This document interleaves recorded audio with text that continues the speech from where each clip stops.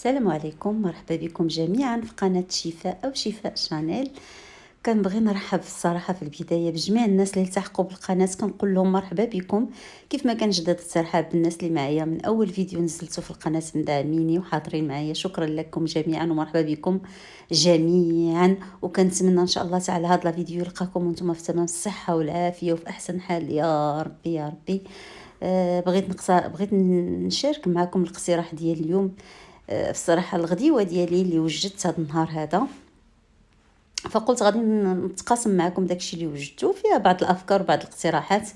كيف ما كتشوف معايا في الصوره، الطبق الرئيسي عندي هنا هو السمك، والسمك اللي غادي يكون سمك مشوي بطريقه تقليديه على الفاخر، مرافق بخضر اللي عملتها في الفران، مع واحد السلطه ديال لي بات. كنتمنى ان الاقتراح ديال هاد لا فيديو تكون فيه فائده لجميع المتتبعات وجميع الناس اللي كيتابعوني في القناه. الا كنتي اول مره كتشوف القناه او لا كتشوفي القناه، كنقول لك مرحبا بك. التحقي بينا وفعلي الجرس باش يوصلك كل جديد. دونك ما غاديش نطول معكم الهضره بزاف واخا راني طولت. هنا غادي ندوزو نيشان باش نتبلوا السمك ديالنا. عندي جوج ديال السمكات بحجم متوسط، يمكن لينا نعملوا اي نوع من الاسماك ماشي مشكل. التتبيله اللي درت شويه ديال الكمون، شويه ديال الاعشاب المنسمه، شويه ديال البزار وشويه ديال الفلفله حمراء.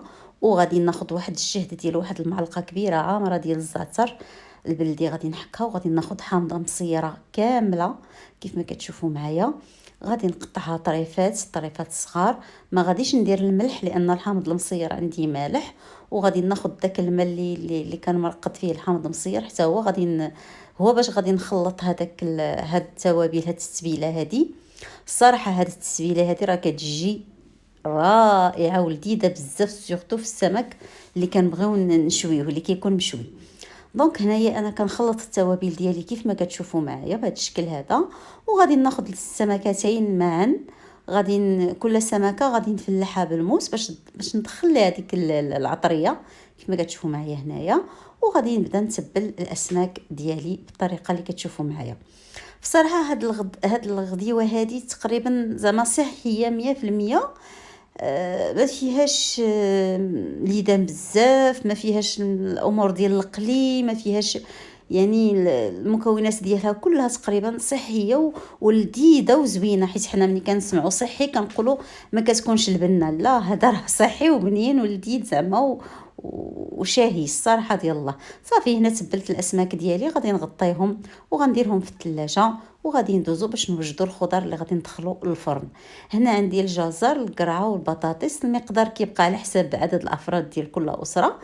الخضر ديالي انا نقيتها وغسلتها مزيان، وغادي نبدا نقطعها على شكل طولي بالشكل اللي كتشوفوا معايا هنايا. هذه الطريقه ديال الخضره في الفران الصراحه، حتى الا كانوا الوليدات ما كياكلوش الخضره، هاد الطريقه هذه كتزعمهم على الخضره، كتعجبهم كياكلوها في الصراحه. انا هنايا راه غادي بالنسبه للكميات ديال الخضره غادي نحاول نغلب الكميه ديال البطاطا اكثر. بنفس الطريقه يعني كنقطع الخضر ديالي كامله على شكل طولي. هنا غلبت البطاطا لان وليداتي كياكلوا البطاطا بزاف، كتعجبهم سورتو هاد البطاطا ديال الفران. بصراحه هاد الطريقه ديال البطاطا في الفران راه كتغنيك على القلي وفي الزيت وهادي، وكيجي الفريت ديالها زوين بزاف. يعني يمكن لك ديريها دائما، حتى ملي نبغيو نديرو ديك الطبق ديال الدجاج مع الفريت نقدروا نديروها في الفران بهذا الشكل، كتجي زوينه. دونك غادي نتبل الخضر ديالي، درت شويه ديال الملح، شويه ديال البزار غير قطيره، ودرت شويه ديال الزعتر. غادي ندير واحد شويه ديال لا شابلور، وغادي ندير واحد النقيطه ديال الزيت البلديه فوق هاد المكونات كامله. صافي وغادي نميلونجي ديك العناصر كامله، غادي نحاول ندخلها في الخضره ديالي وغادي نحطها جانبا. وغادي ناخذ البطاطا غندير لها نفس الطريقه، شويه ديال الزعتر، شويه ديال البزار، مليحه، لا شابلور بيان سور، وشويه ديال الزويته بلديه. وغادي نميلونجي العناصر كامله ندخلها مع بعضياتها مع البطاطا الشكل اللي كتشوفوا معايا. صافي غادي ناخذ طوات ديال الفران اللي غندير فيهم بابي سولفيغيزي، غادي نرتب فيهم الخضره ديالي. الفران غادي ندخلو على درجه حراره 200، وغادي نخليهم ما بين 35 دقيقه حتى ل 40 دقيقه كيكونوا واجدين، وصا ديبون على درجه حراره كل فرن. يعني كل سيده راه كتعرف كيفاش تتعامل مع الفران ديالها. انا خدا ليا تقريبا 40 دقيقه كانت الخضره ديالي واجده. في 35 30 دقيقه زولت الجزر والقرعه والبطاطس خليتها تحمرات شويه حتى ل 40 دقيقه. هنا غادي ندوز باش نوجد واحد السلطه ديال لي باط. عندي هنا تقريبا 250 غرام ديال لي باط اللي سلقتهم في مليحه وصفيتهم، وغادي نوجد لهم واحد الصلصه. درت واحد اليوغورت طبيعي يعني مسوس، وحكيت عليه واحد القطعه ديال الخيار بالقشور ديالها. هاد الصلصه راه كتجي رائعه. الا بغينا نخدموا بها في لي سالاد بحال هكا كنديروا قطعه شويه ديال كبيره ديال الخيار، ولا بغينا نخدموا فيها بلي ساندويتش كندير غير واحد الحكه. درت هنا شويه ديال الخل ديال الحامض ودرت مليحه صافي، وغادي نميلونجيها. كتجي زوينه بزاف هاد لاصوص هادي الصراحه. صافي غادي نضيفها على لي بات وغادي نميلونجي. كيف ما قلت لكم راه ديجا كنت شاركتها معكم في الساندويتش، ملي كنبغي نخدم بها في لي ساندويتش ديالي يعني نديرها مع المكونات ديال الساندويتش. الخيار كنحك غير واحد شويه فقط، ولا كنت كندخلها في سلطه هكا كنحك واحد القطعه زعما ديال الخيار. هنا راه كنوريكم الاسماك اللي طلعت للسطح باش شويتهم على الفاخر بطريقه تقليديه.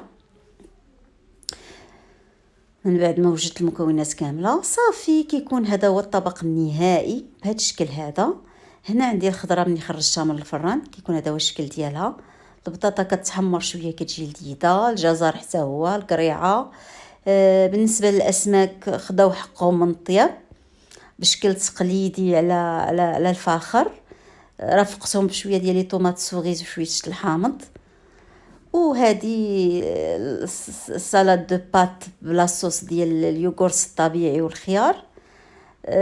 كنتمنى ان هذا الطبق هذا او هذه الاطباق اللي حضرت معكم تكون فيها فائده، وتكون فيها بعض الامور اللي ممكن يعني السيدات يوظفوهم في الكوزينه ديالهم في الاطباق ديالهم. ولا عجبكم لا فيديو ما تبخلوش عليا ببصمات التشجيع. ديروا لو بارطاج مع الاهل ومع الاحباب باش يكون تفاعل اكثر مع القناه. ولكن انت اول مره كطيحي في القناه ديالي وكتشوفيها ما تردديش، عملي اشتراك وفعلي الجرس باش يوصلك جديد الوصفات ديالي. ما بقى لي الا نقول لكم اعزائي الفيديو راه شارف على نهايته. ما بقى لي الا نقول لكم في امان الله، والى اللقاء في فيديو جديد ووصفه جديده بحول الله.